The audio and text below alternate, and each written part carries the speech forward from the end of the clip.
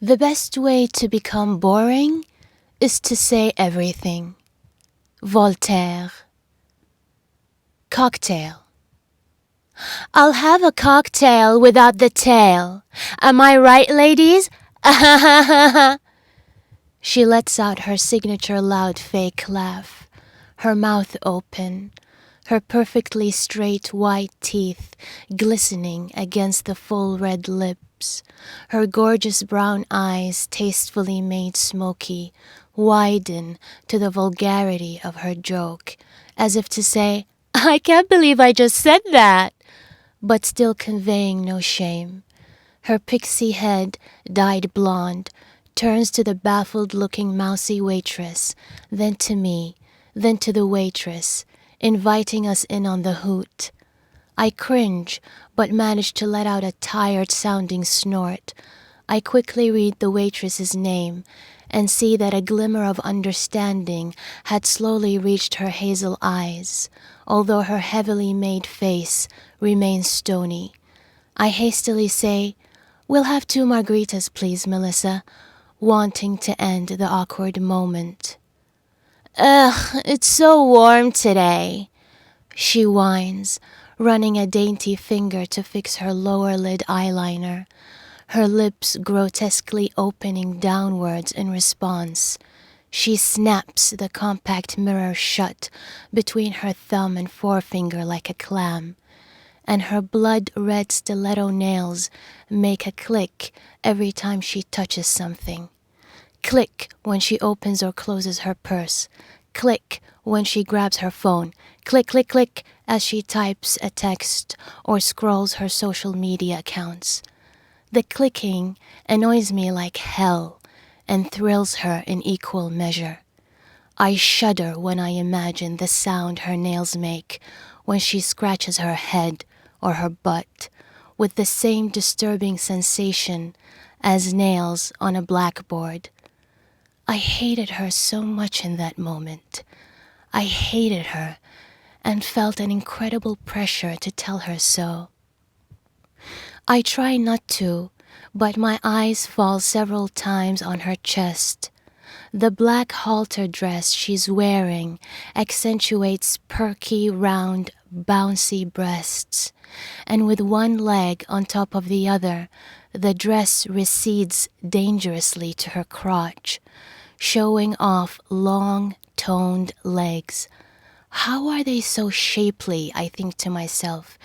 She told me herself she never exercises. She's stunning, all 6 feet of her. So how are you, honey? How is the writing going?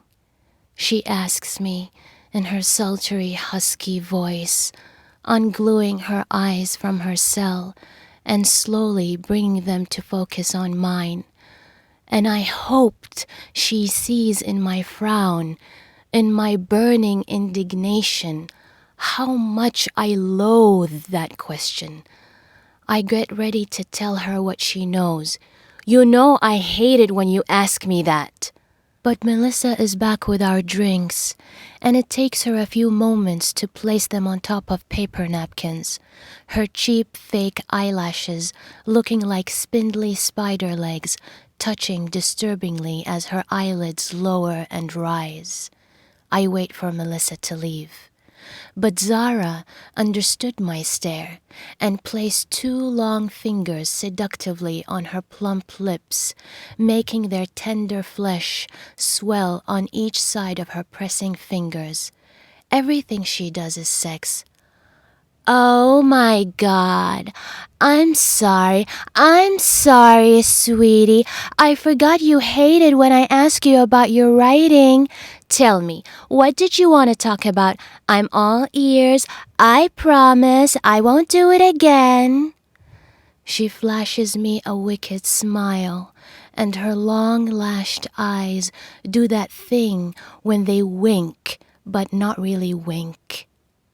Of course, now I can't tell her that all I wanted was to rant about my writing, about how my book got rejected by all 16 agents I send it to, that I'm frustrated and exhausted, and if only I could cry, I would let out some of this pent-up frustration, this naive belligerence out of my system, which is suffocating me night and day and keeping me unfocused and blurry.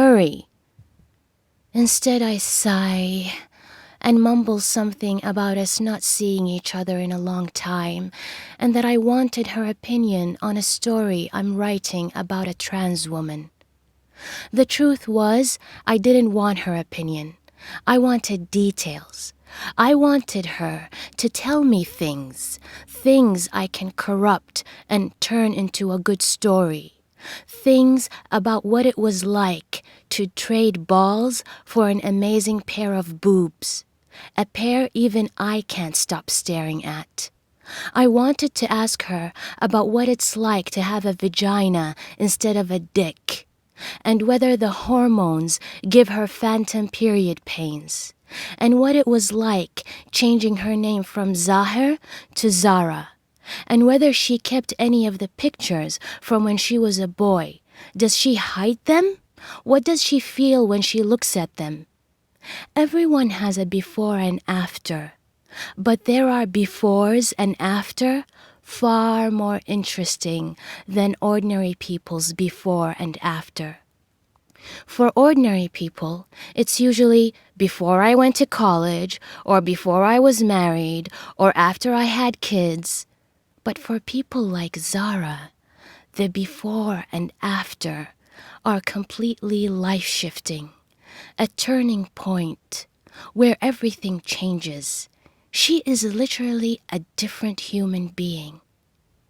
I can't ask her any of these questions right away. I have to have tact. I have to be diplomatic. I'll let her drink, loosen up, maybe get her another drink, then slowly, gradually, ease my way in.